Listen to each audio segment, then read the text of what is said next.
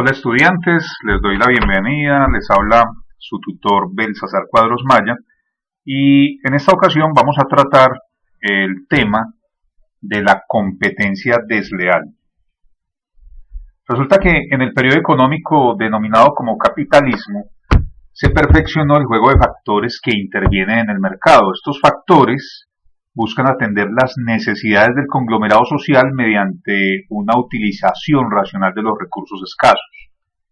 Es entonces en esta etapa donde se estructuran de forma precisa los conceptos de oferta y demanda, lo mismo que el concepto de competencia. En las primeras épocas del desarrollo de las fuerzas productivas se dieron unas condiciones de mercado consideradas como libre concurrencia, donde la oferta y la demanda se contraponían y equilibraban automáticamente. Pero esta idílica situación identificaba como mercado de competencia perfecta, o sea, en teoría. Esta situación se ve luego modificada a través de las diferentes etapas del desarrollo económico y es precisamente del concepto de competencia del que se hablará en esta tarde. Teniendo en cuenta pues que nuestras transacciones económicas se llevan a cabo en un mercado que se supone o se dice que es de libre competencia. Ahora bien, sabemos que la actividad comercial tiene como fin principal el ánimo de lucro y las ganancias económicas que se puedan obtener a través de las especulaciones con bienes y servicios. Como es lógico, para la verdadera obtención de este fin, es necesario que exista una sana competencia comercial. Esto es fundamental para el libre juego de las fuerzas dentro del mercado. Sin embargo, la total libertad en la competencia, es decir, una competencia sin límites, es socialmente irrealizable, pues eso conduciría al anarquismo dentro del mercado y por ende sería fuente de innumerables arbitrariedades. Los límites objetivos de esta libertad están hechos evitando la intromisión de otros comerciantes en los derechos de los demás, de modo que la buena fe debe presidir en la conducta de cualquier comerciante cuando éste ejerza actividades en consecución de su provecho económico. Esto quiere decir que cualquiera que sea su actividad comercial debe ejecutarla mediante trámites legales y honrados en un normal desenvolvimiento. Dado lo anterior, cabe preguntarse, ¿cuál es el marco legal de la competencia leal en nuestro país, en Colombia? Resulta que a esta pregunta se le dará respuesta en el análisis que vamos a tener en esta conexión sincrónica. Hablemos entonces de las generalidades sobre la competencia desleal. Y es que la competencia es el modo natural de manifestar la libertad económica y la iniciativa del empresario, y en consecuencia es la base del sistema capitalista. En este orden de ideas, libertad y competencia se han hecho términos sinónimos. El hombre moderno tiene arraigada en su mente la idea de competencia y la considera un bien adquirido que debe protegerse. Este bien debe protegerse contra los procedimientos de competencia desleal, por un lado, y de otro lado contra los monopolios y los actos restrictivos de la competencia libre. En general, competencia significa coincidencia o concurrencia en el deseo de conseguir la misma cosa, es decir, el uno aspira a alcanzar lo mismo que aquel otro y viceversa.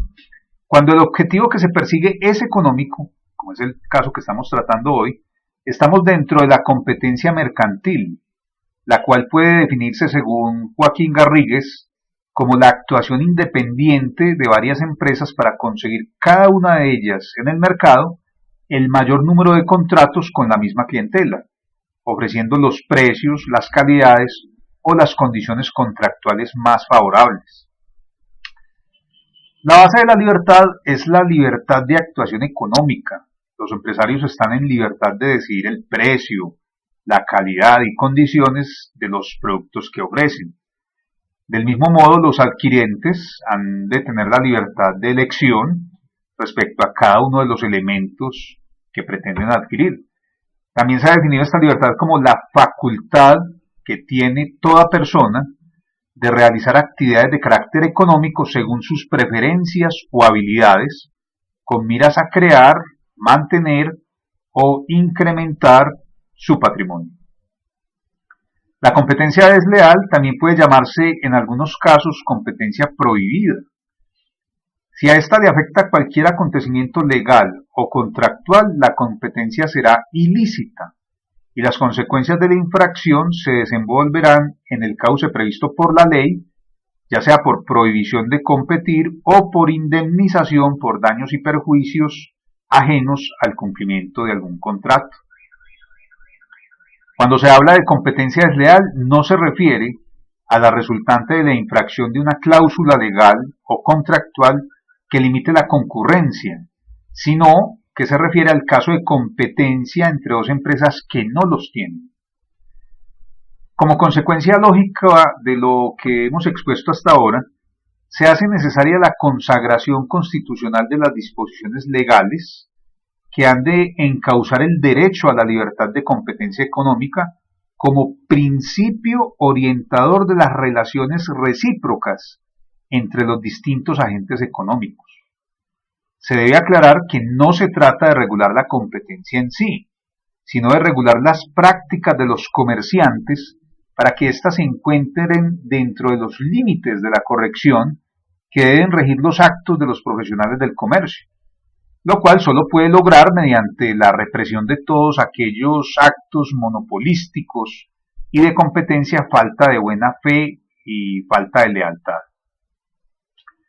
Nuestra Constitución política revela esta libertad económica como un derecho radicado en cabeza de todos los ciudadanos y sometido a los límites que se establezcan en la ley. Esto es muestra de que la actividad mercantil no puede concebirse haciendo caso omiso a las normas que tienen como principal objetivo la de proteger la actividad económica o la actividad comercial de a quienes en un momento dado pueden entrar a disputar una misma clientela. Así pues, primero debemos considerar cuáles son aquellos actos que son considerados como competencia desleal en nuestro país. Empecemos entonces con las explicaciones de actos de competencia desleal. En general podemos decir que un acto de competencia desleal es todo comportamiento que resulte objetivamente contrario a las exigencias de la buena fe. Pero hay unas definiciones. Por ejemplo, la primera que encontramos es la desviación de la clientela.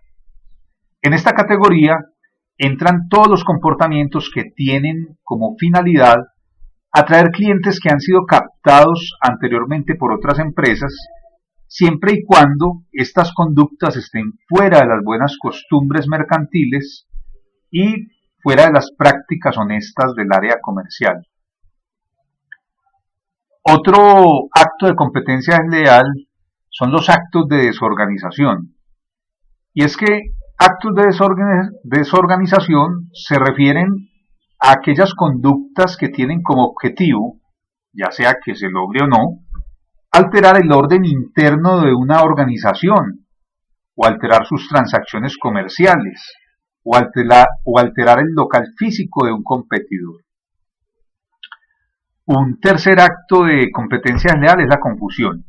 En este rubro se incluyen las acciones, todas aquellas acciones que tienen como fin confundir al público acerca de la actividad que realiza una empresa competidora, o confundirla con respecto a sus transacciones comerciales o con respecto al espacio físico donde opera. Se considera desleal si una empresa promociona un bien o servicio parecido al ofrecido por algún competidor para hacerle creer al consumidor de forma intencional que ese producto es generado por ese rival. Luego aparece como acto de competencia desleal el engaño. Las conductas incluidas en esta categoría del engaño son aquellas que se hacen con el propósito de que el público tenga un concepto equivocado sobre la actividad que realiza una organización rival, o sobre sus transacciones, o sobre su establecimiento de comercio, o sobre sus características, o sobre el proceso de fabricación y disponibilidad de los productos que ofrecen, esto entre otros que puedan perjudicar el funcionamiento normal de la empresa competidora. Dentro de este renglón también se incluyen las afirmaciones falsas y la emisión de las verdaderas afirmaciones que tengan la finalidad mencionada, independientemente de que ésta se cumpla o no se cumpla. Luego aparece un acto de competencia desleal conocido como descrédito. Este consiste en difundir afirmaciones falsas o en omitir las verdades o realizar alguna otra práctica dirigida a desprestigiar la actividad que ejecuta una empresa, sus transacciones comerciales o a desprestigiar el espacio físico donde la empresa competidora opera. Hay que aclarar que no se consideran desleales estas acciones si la información divulgada es real, exacta y pertinente. Luego aparece la comparación. Esta consiste en que se trata de hacer uso de información falsa u omitir la verdadera para comparar públicamente la actividad de una empresa o sus transacciones mercantiles o su establecimiento físico con los de otra organización. De igual manera, se consideran desleales las comparaciones sobre aspectos que no se puedan confirmar o sencillamente que no sean semejantes. Luego aparece la imitación como acto de competencia desleal. Es decir, es desleal la reproducción exacta de un bien o un servicio cuando esta reproducción genera confusión respecto a la empresa creadora del mismo o cuando hay aprovechamiento indebido del prestigio ajeno.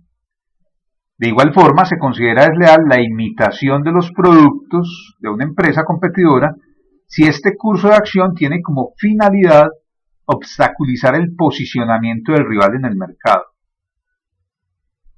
A continuación tenemos la explotación de la reputación ajena. Esta consiste en tomar provecho de los beneficios de la buena opinión que el público tiene sobre un tercero en el ámbito industrial o comercial o profesional. Se considera desleal el uso no autorizado de signos distintivos pertenecientes a alguien más o que posean denominaciones de origen incorrecto. Un siguiente acto de competencia desleal es la violación de secretos.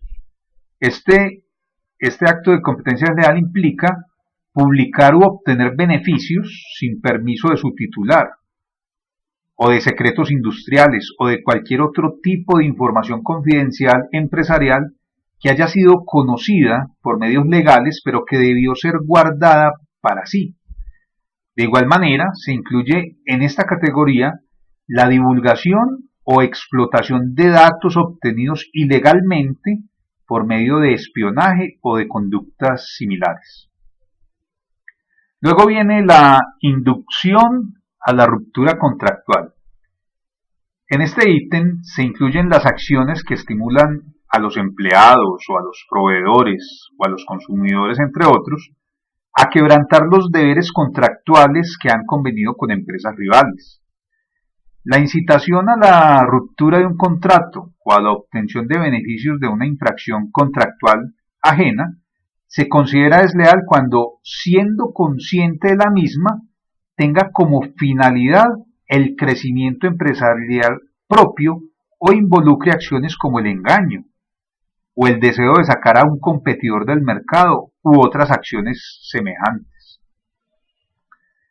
Luego encontramos la violación de normas. Esta consiste en la obtención de una ventaja competitiva por medio de acciones que rompan alguna norma jurídica. Este beneficio de superioridad debe ser significativo para que se considere desleal. Finalmente, encontramos los pactos desleales de exclusividad.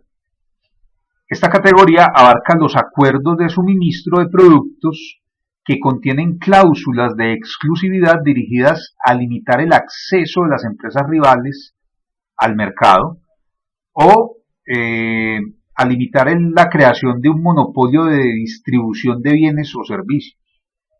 Aquí se exceptúa el caso de las industrias licoreras cuando las mismas pertenezcan a los entes territoriales. Esta excepción, hay que aclarar, está contenida en la ley. Hablemos ahora sobre la Ley 256 del año 1996, que es la que trata sobre esto de la competencia desleal. Y es que el artículo 333 de la Carta Política del año 91, es decir, nuestra Constitución, establece que la actividad económica y la iniciativa privada son libres, pero advierte que la libertad a estas iniciativas, esta libertad reconocida habrá de ejercerse dentro de los límites del bien común. La libre competencia económica, si es un bien, se debe considerar como un derecho de todos a la luz del mismo precepto, y esto supone responsabilidades, por lo cual la ley delimita el alcance de la libertad económica cuando así se lo exija, entre otros factores, el interés social. En virtud de lo que hemos explicado, entonces el Estado debe impedir que se obstruya o se restrinja la libertad económica. También debe evitar o controlar cualquier abuso que las personas hagan de su posición dominante en el mercado nacional. Las prácticas restrictivas de la competencia y la ejecución de actos desleales del comercio, cualesquiera que sean, constituyen elementos de distorsión y desequilibrio del mercado que perjudican genéricamente a los empresarios y consumidores por impedir un correcto funcionamiento del sistema competitivo.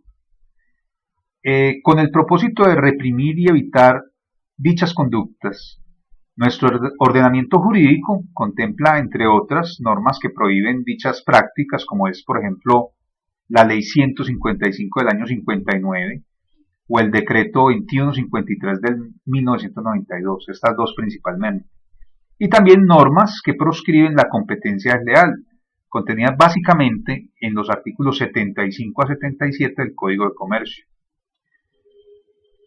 Todas estas leyes y decretos en últimas lo que pretenden es garantizar la efectividad del derecho constitucional a la libre competencia económica.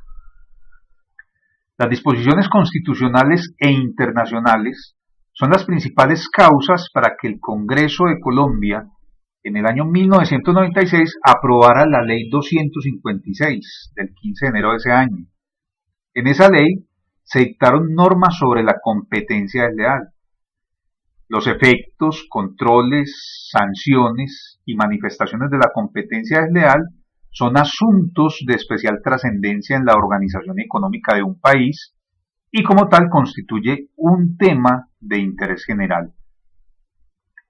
La competencia implica la posibilidad de concurrir y participar en un mercado en igualdad de condiciones. Las normas sobre competencia desleal procuran proteger a estos competidores frente a conductas de sus colegas que van en contra de las costumbres mercantiles y que intentan privarlos de parte de su mercado, y también a los terceros en general que se ven afectados por dichas conductas. Por lo tanto, para que esa deslealtad exista, basta que la actuación en cuestión sea incorrecta y pueda perjudicar a cualquiera de los participantes del mercado. La Ley 256 del 96 derogó expresamente el artículo 10 de la Ley 155 del año 1959, que consagraba el concepto de competencia desleal. Luego los artículos 75 a 77 del Decreto 410 del 71, que lo conocemos mejor como el Código de Comercio, hacían alusión a los hechos que constituyen competencia desleal. También aludían hacia las acciones judiciales contra la competencia desleal y la prohibición de la propaganda comercial tendiente a establecer competencia desleal. Y luego los artículos 975 y 976 del Código de Comercio, que se referían a las cláusulas de exclusividad en los contratos de suministro, también son artículos que tienen que ver con este tema. Ahora bien, el principal objeto de la Ley 256 del 96, precisamente, es garantizar la libre y leal competencia económica mediante la prohibición de actos y conductas de competencia desleal. Por lo tanto, salvo expresa excepción legal, se aplica tanto al comerciante como a cualquier persona que realice comportamientos calificados como de competencia desleal en el mercado y con fines concurrenciales. es decir, para mantener o incrementar su participación o la de un tercero en el mercado, siempre y cuando dichos actos produzcan efectos en el mercado colombiano. Así pues, la Ley 256 del 96 refleja una nueva perspectiva de la competencia desleal, por cuanto, además de pretender garantizar los derechos de los empresarios en condiciones de igualdad, también busca asegurar el funcionamiento eficiente del sistema competitivo de la economía del mercado y la del público en general.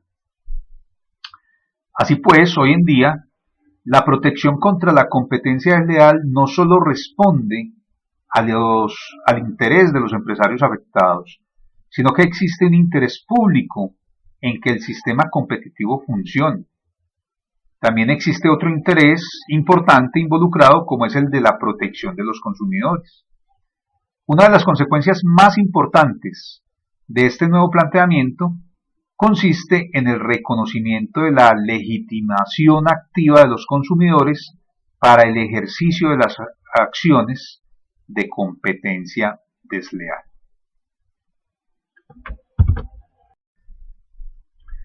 Muy bien, hablemos ahora sobre los procedimientos aplicables a la competencia desleal. Mediante el trámite de un proceso abreviado, cualquier persona que participe o demuestre su intención para participar en el mercado y cuyos intereses económicos resulten perjudicados o amenazados por los actos de competencia desleal, así como por determinadas autoridades y asociaciones, está legitimada para el ejercicio de una de las siguientes acciones. Tenemos dos acciones. La primera es la conocida como acción declarativa y de condena. Esta se usa para que se declare judicialmente la ilegalidad de los actos realizados y en consecuencia se le ordene al infractor remover los efectos producidos por dichos actos e indemnizar los perjuicios causados al demandante. La segunda acción se conoce como acción preventiva o acción de prohibición. Esta se usa para que al solicitarle al juez, el que esté interesado, solicitarle al juez que evite la realización de una conducta desleal que aún no se ha perfeccionado, o que la prohíba aunque aún no se haya producido daño alguno. Estas dos acciones procederán contra cualquier persona cuya conducta haya contribuido a la realización del acto de competencia desleal. Si el acto de competencia desleal es realizado por trabajadores u otros colaboradores en el ejercicio de sus funciones y deberes contractuales, dichas acciones deben dirigirse contra el patrón. Es por eso que si nosotros, como personas naturales o una empresa, como persona jurídica, se considera víctima de un acto de competencia desleal de los que se describen en la Ley 256 del año 1996, podría presentar la denuncia correspondiente ante la Superintendencia de Industria y Comercio en la Delegatura Promoción de la Competencia, invocando el tipo de proceso que requiere que se adelante. Y es que hay varios tipos de proceso. Uno se conoce como proceso en desarrollo de las facultades administrativas y el otro, el segundo, se conoce como proceso en desarrollo de las facultades jurisdiccionales. Es que si en la solicitud se invocan las facultades administrativas y se llegare a determinar que se presentaron actos de competencia desleal, se impondrá una sanción que debe ser cancelada al Tesoro Nacional. Y si se invocan las facultades jurisdiccionales, el denunciante, con el fallo obtenido, si le es favorable, puede solicitar la indemnización de perjuicios previo al incidente respectivo, obviamente. La superintendencia tiene facultades para conocer del asunto en la medida que los jueces de la República no hubiesen conocido ya el tema. Esto en cuanto a las facultades jurisdiccionales. Veamos en qué consiste. Una vez abierta la investigación, se notifica personalmente al denunciado o a su apoderado para que solicite o aporte pruebas. Además de las pruebas pedidas, se practican también las que el funcionario considere pertinentes, procedentes o conducentes. Una vez instruida la investigación el superintendente delegado presentará al superintendente de Industria y Comercio un informe motivado respecto a si se han presentado o no infracciones. De este informe motivado se corre traslado al investigado o a su apoderado y se le otorga un plazo para que presente sus objeciones o sus observaciones. Una vez que se presentan estas, el superintendente de Industria y Comercio, mediante una resolución, tomará la decisión final, la cual puede ser o una sanción o la determinación de inexistencia de la infracción. De otro lado, en investigación administrativa, el superintendente de Industria y Comercio podrá dar por terminada la investigación cuando el investigado ofrezca garantías y éstas se consideren como suficientes para que el superintendente pueda eliminar el elemento desleal que se está investigando y su desarrollo restablecerá la leal competencia en el mercado. Hay una serie de requisitos y documentos que son necesarios para este trámite. El primero es la presentación de la denuncia, la cual deberá contener información del siguiente estilo. En primer lugar, si la acción que se instaura es jurisdiccional o administrativa.